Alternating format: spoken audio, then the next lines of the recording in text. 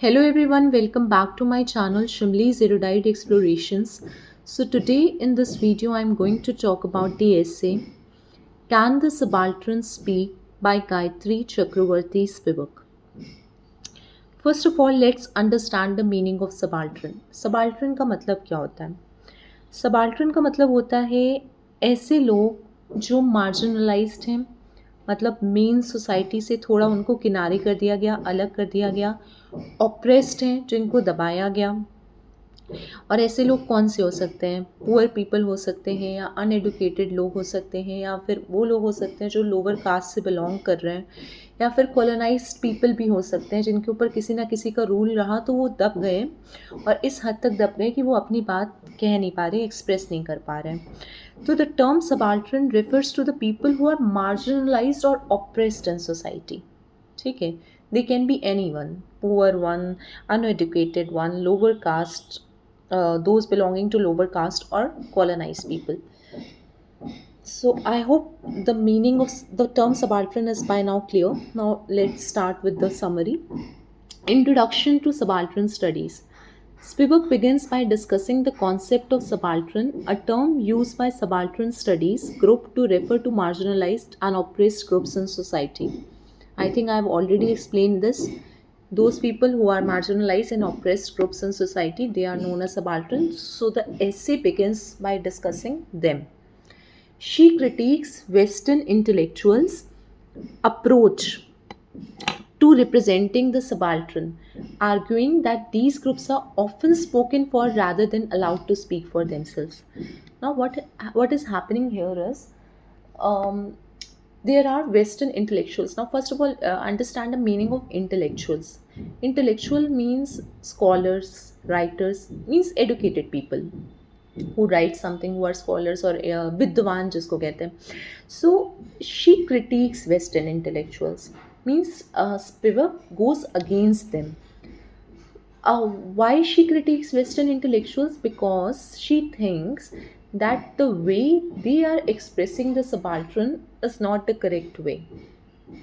How?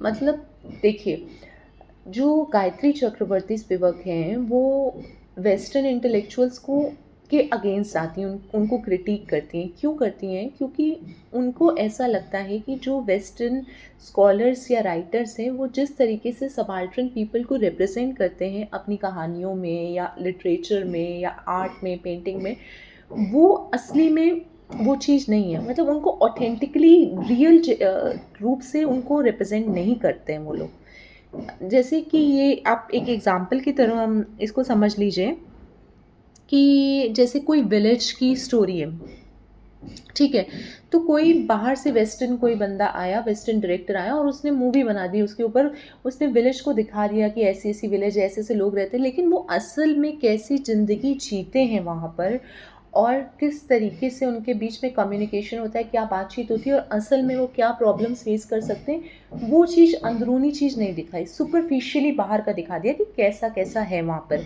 ऐसा environment है, ऐसे पेंटिंग के थ्रू उसको रिप्रेजेंट कर दिया, लिटरेचर के थ्रू रिप्रेजेंट कर दिया या किसी कहानी में बता दिया गया। बट असली में वो क्या चाहते हैं विलेजर्स और क्या वो वहाँ के लोग सोचते हैं, ऐसा कुछ नहीं रिप्रेजेंट किया। तो स्पिवक उनको क्रिटिक करती है वेस्टर्न इंटेलेक्चुअल्स को कि वो उनकी सही बात को रिप्रेजेंट नहीं कर पा रहे और वो उनकी जगह वो खुद बोल रहे हैं, तो वो जो कहना चाह रहे हैं वो चीज़ नहीं निकल के आ रही। सपोज़ करिए जैसे आप कोई बात कहना चाह रहे हैं और आपकी बात कोई थर्ड पर्सन एक्सप्रेस कर रहा है सामने वाले को, तो आपने जो कहा वो थर्ड पर्सन ने उसमें थोड़ा कुछ अपने से ऐड करके या आपकी बात से थोड़ा कट करके अलग से एक्सप्रेस किया, तो जो ओरिजिनल आपकी बात थी वो सामने वाले तक एग्जैक्टली नहीं जा पाई। बस वही चीज़ है, इसीलिए वो उनको वेस्टर्न इंटेलेक्चुअल्स को क्रिटिक करती हैं। Arguing that these groups are often spoken for, मतलब इनके लिए बोला जाता है rather than allowed to speak for themselves, और वो खुद अपने लिए नहीं बोल पाते हैं सबाल्टर्न पीपल, इनके लिए वेस्टर्न इंटेलेक्चुअल्स क्यों बोल रहे हैं, इस बात पे भी उन्होंने क्रिटिक किया। सेकेंड पॉइंट भी same, critic of western intellectual traditions. Spivak critiques the works of Western philosophers like Foucault and Deleuze.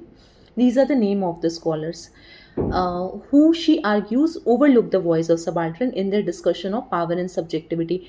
Whenever the discussions of power and subjectivity are being done, subjectivity मतलब personal life के discussions या personal opinions क्या है बंदे के, क्या सोचता है, क्या करता है, और पावर से रिलेटेड जो भी डिस्कशंस है उन पे सबाल्टर्न लोगों की वॉइसेस दबा दी गई। ठीक। She asserts that the intellectual's representation of the subaltern is often a form of silencing them as their perspectives and context are ignored. अब वो क्या कह रही हैं कि जो वेस्टर्न इंटेलेक्चुअल्स जब सबाल्टर्न को रिप्रेजेंट करते हैं तो एक तरह से आपने उनको साइलेंस कर दिया। जैसे आपको अपनी बात किसी से कहनी है और दूसरा बंदा आपकी बात उससे कह रहा है, तो आप तो चुप हो गए ना उस समय। तो ये आपको और साइलेंस कर दिया गया और दबा दिया गया और चुप करा दिया गया। is often a form of silencing them as their perspectives and context are ignored, क्योंकि आप जो ओरिजिनल चाहते थे उस चीज़ को तो इग्नोर कर दिया गया। तो इसी तरीके से सबाल्टर्न लोग जो चाहते थे उनके पर्सपेक्टिव, उनका कॉन्टेक्स्ट, वो किस बारे में बात करना चाह रहे, क्या करना चाह रहे, वो सब चीज़ों को इग्नोर किया गया। फिर एक टर्म आता है एपिस्टेमिक वायलेंस। एपिस्टेमिक वायलेंस मतलब क्या होता है कि एपिस्टेमिक जो वर्ड है वो नॉलेज से, मतलब इसका लिटरल मीनिंग नॉलेज है। तो ये टर्म डिस्क्राइब करता है कि इरेजर या फिर मिटा दिया गया या डिस्ट्रॉय कर दिया गया नॉलेज को।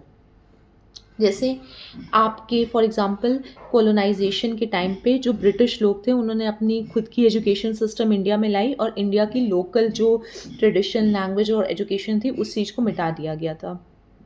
तो ये एक तरह से वायलेंस है। एपिस्टेमिक वायलेंस मतलब किसी की नॉलेज या किसी के ओपिनियंस को बिल्कुल मिटा देना और अपनी बात को वहाँ पर रखना।